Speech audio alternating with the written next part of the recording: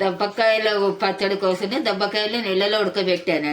పోపు సామాన్యం వేసి పోపు వేసానండి. ఎండుమిరపకాయలు వేసి వేయించేసి రోటి దగ్గర వేసి దబ్బకాయ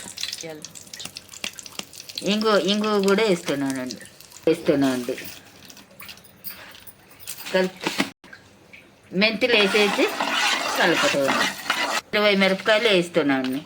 22 దబ్బకాయలకి పచ్చడికి కొలతలు. పోపు గింజలు, ఆవాలు, మెంతులు, శనగపప్పు, మినపప్పు వేసి కొంచెం ఇంగు వేసి వేయించుకుంటున్నాను.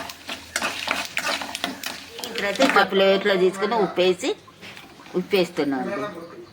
అంతేనాను. పసుపు వేసుకోవాలండి కొంచెం మిరపకాయల మీద. ఒక్కదానిది ఒకటి మిరపకాయలు వేయించుకున్నాం కదా, అవి రోట్లో వేసి ఉప్పు వేసి దంపాలండి.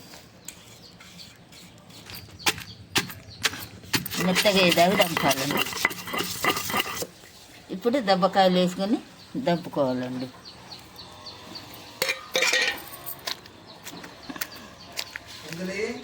మొత్తం కలిసేదాకా దంపుకోవాలండి.